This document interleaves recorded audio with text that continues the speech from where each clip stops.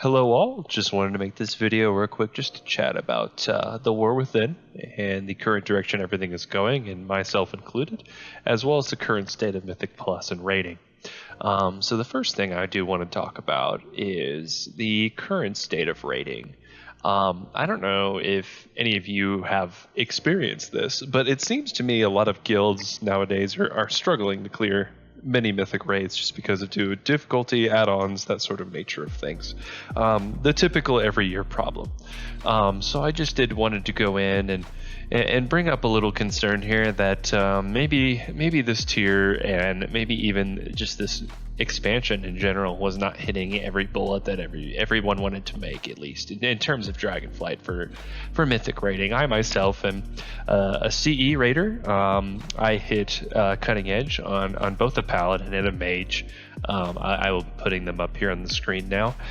So I think I have a little bit of room to talk about this. I've raided in about 3 different separate guilds just in this expansion alone, and hopefully I have 1 or 2 guilds I can continue to raid on for the future. But I did want to bring some attention to the numbers that are going on right now. It seems like the population for Dragonflight was not quite what we had expected. It's definitely a big bring back from Shadowlands, but at the exact same time, we're still kind of heading in a negative direction.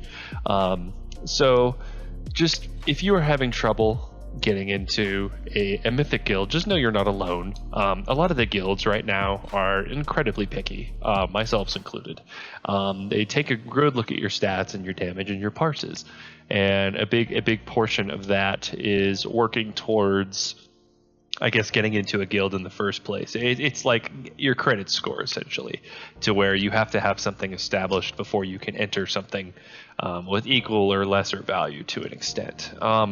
Mythic Plus is kind of gearing to be about the same way. I noticed this season in particular, there were a lot of people very concerned with my IO score on my mage, and I can tell you I've been around 520 item level for a couple months now, ever since the patch dropped. I hit it very quickly, and I even had people deny me on a +5 key just because my IO score was low, even though I had cutting edge on my mage.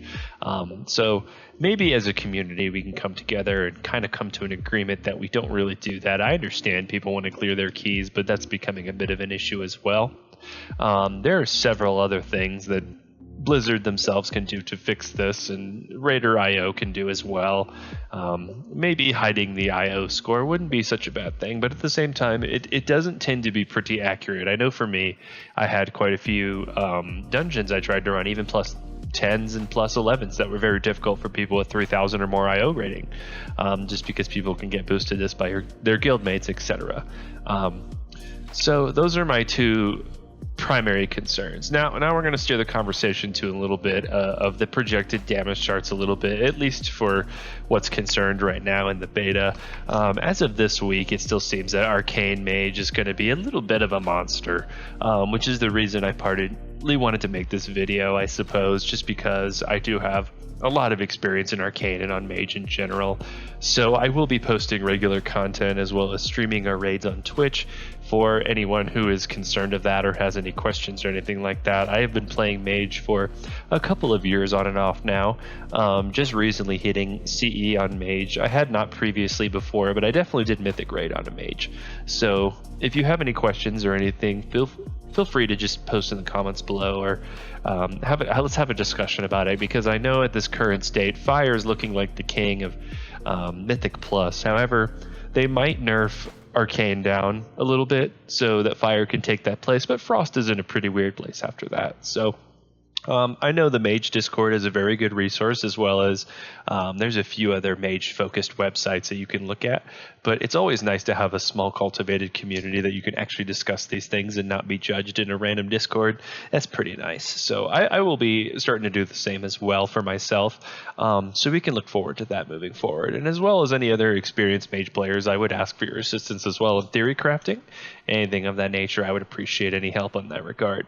So with that, what I will be personally looking forward to and doing within the War Within, I will continue to raid on my mage, as well as I have another backup mage and a shadow priest. So I'm looking forward to that as well. getting in some raid experience on some Shadow Priest, as well as 2 separate guilds raiding on Mage. Both guilds are cutting edge guilds, so I feel myself a little qualified to talk about these kind of things and to move forward and begin the more advanced theory crafting process of what might go moving forward. So with that note, I do appreciate everyone just for chiming into my quick little video.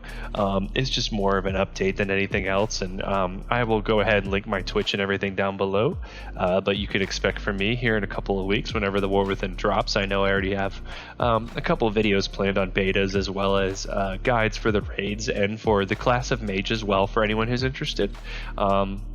And as always, thank you for watching. I know I haven't used this channel in years, since I was a little taught, so it's kind of nice to get back to making a little bit of content so that people can enjoy and learn new classes and everything of that nature.